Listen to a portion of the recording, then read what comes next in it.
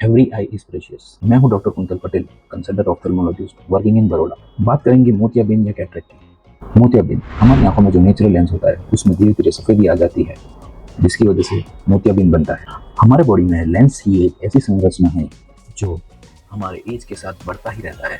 हमारे सारे organs, heart, kidney, lungs, हाथ, पैर, सारे एक समय के बाद ग्रो होना बंद हो जाते हैं।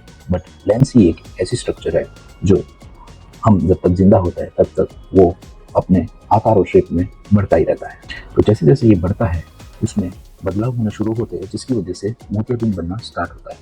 अब अगर इस नेचुरल लेंस को हम सामने से देखें तो हमें ये गोल दिखेगा, बट अगर हम इसको साइड में से देखें तो ये द्विप्रवर्तक और लचीला, जिसको बाइकॉन्वेक्स भी कहा जाता है, वैसा दिखेगा।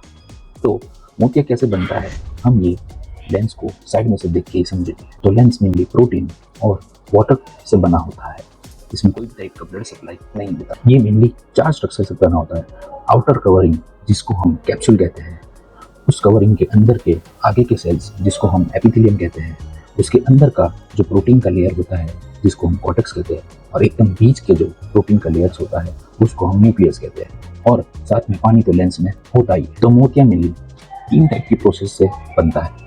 सबसे पहले तो जो ये एपिथेलियम होता है वो धीरे धीरे लेंस के प्रोटीन्स बनाता रहता है, और ये धीरे धीरे लेंस के प्रोटीन्स बाहर से अंदर की तरफ शिफ्ट होते रहते हैं और पूरे पाइल अप होते रहते हैं। और धीरे धीरे एनवायरमेंटल चेंजेस जैसे कि सनलाइट में घूमना और एज बढ़ते बढ़ते ये जो बीच के जो फाइबर्स होते हैं वो येलो और धीरे धीरे ब्राउन में कन्वर्ट हो जाते हैं, जिसकी वजह से लाइट ऑफ रेज ठीक से पास नहीं हो पाती और हमें धुंधला दिखता है। ये एक प्रोसेस है मोतिया बनने का। सेकेंड प्रोसेस है कि ये लेंस जैसे जैसे उम्र बढ़ती है वैसे इसकी आउटर कैप्सूल जो होती है वो वीक होने लगती है। तो इसमें पानी भरना स्टार्ट हो जाता है, जिसकी वजह से जो कॉर्टेक्स लेयर होता है उसमें पानी का कंटेंट बढ़ता रहता है और लेंस भी धीरे धीरे बड़ा होने लगता है। तीसरी प्रोसेस होती है जिसको हम कहते हैं कि पीछे के लेंस के पीछे की जो लेयर है वहाँ पे मोतिया बनता है। ये जो एंटीरियर एपिथेलियल सेल्स है वहाँ से जो थोड़े थोड़े सेल्स पीछे माइग्रेट होते रहते हैं, वो ट्रैप हो जाते हैं और एनवायरमेंटल चेंजेस या फिर कोई भी मेडिकेशन पेशेंट की चल रही है जैसे कि स्टीरॉइड, तो ये ट्रैप सेल्स धीरे धीरे कैटरेक्ट में फॉर्म होते रहते हैं और ये क्लियर नहीं रहते, जिसकी वजह से मोतिया बनना स्टार्ट होता है। इसको हम सब कैप्सुलर कैटरेक्ट भी कहते हैं। तो सबसे पहला जो कैटरेक्ट होता है वो nuclear cataract, second cortical cataract और थर्ड सब कैप्सुलर कैटरेक्ट। और मेनली हमें पेशेंट्स में ये तीनों टाइप के कैटरेक्ट मिक्स्ड फॉर्म में देखने को मिलते हैं। अब जानते हैं कि इसके लक्षण या सिम्टम्स क्या क्या होते हैं। जो न्यूक्लियर कैटरेक्ट है जो बीच में होता है, तो दिन के टाइम हमारा प्यूपिल छोटा होता है क्योंकि लाइट की ज़्यादा ज़रूरत नहीं होती है, तो फिर ये न्यूक्लियर कैटरेक्ट दिन के टाइम पे ज़्यादा परेशानी कर सकता है और ज़्यादा धुंधला दिन के टाइम पे दिखता है।